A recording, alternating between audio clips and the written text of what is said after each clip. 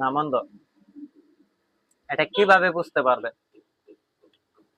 অনেক ভাইয়েরা জানেন না একটি কন্ট্রোলার কিভাবে সঠিক নিয়মে মাপ দিতে হয়। তো আজকে কিন্তু আমরা সেই বিষয় নিয়ে কথা বলবো, বা সরাসরি এর যে মান, এই মানটা কিন্তু মেপে আপনাদেরকে কিন্তু দেখাবো যে আসলে কিভাবে একটি কন্ট্রোলার সঠিক নিয়মে ভালোর মান অথবা খারাপের মান বের করতে হয়। তো বেশি কথা না বলে আগে মূল ভিডিওতে চলে যাওয়া যাক। তো এই ধরনের কন্ট্রোলার চেক করার ক্ষেত্রে কিন্তু আপনাদের এরকম একটি মিটার লাগবে। এরকম মিটার দিয়ে যদি আপনারা এই ধরনের কন্ট্রোলার যদি চেক করেন, তাহলে কিন্তু আপনারা কিন্তু এর কিন্তু সঠিক মান কিন্তু পেয়ে যাবেন। তার কারণে কিন্তু আমরা কিন্তু এই ধরনের একটি মিটার নিছি। তো মিটার নেওয়ার ক্ষেত্রে কিন্তু আপনাদের দেখতে হবে আসলে টুনিং ঠিক আছে কিনা। যদি টুনিং ঠিক থাকে তাহলে কিন্তু আমাদের এখন কিন্তু মূল যে কাজ, সেই কাজে কিন্তু যেতে হবে।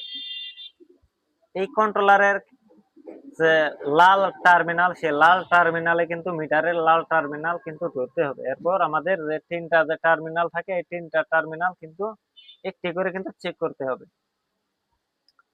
দেখেন যে আসলে আমরা হলুদে ধরলাম, এরপর 2 এবং 1 এর মাঝামাঝি কিন্তু মান আসছে। এটা হলো একটি ভালোর মান। এই কন্ট্রোলারের যে ভালোর মান, সে মানটা কিন্তু এখানে কিন্তু শো করতেছে। এরপর আমরা কিন্তু নেক্সট, দেখেন ঠিক সেম একই জায়গায় আছে, অর্থাৎ তারপরেটা ঠিক সেম। তার মানে এই কন্ট্রোলারটা ভালো আছে। এখানে কিন্তু শেষ না। এরপর কিন্তু আমাদের কিন্তু এই কন্ট্রোলারের যে নেগেটিভ অংশে, আমরা কিন্তু নেগেটিভ অংশটাও কিন্তু ঠিক একইভাবে কিন্তু মাপ দেব। দেখেন ঠিক সেম, এটাও ঠিক সেম, এটাও ঠিক সেম। তার মানে আমাদের এই কন্ট্রোলার 100% ঠিক আছে। এখন বুঝতে হবে যে আসলে যেহেতু কন্ট্রোলার ঠিক আছে, তার মানে এখন এটা নষ্ট থাকলে কিভাবে বুঝতে পারবো? যদি আপনাদের এই কন্ট্রোলার যদি নষ্ট থাকে, তার মানে এই কন্ট্রোলার যেহেতু আমরা ফার্স্টে আমরা এইভাবে ধরেছিলাম, তার মানে এখানে ধরলে পরে আপনাদের এখানে কিন্তু শো করবে 0। যদি 0 শো করে, তার মানে বুঝতে হবে যে আপনাদের কন্ট্রোলার খারাপ আছে।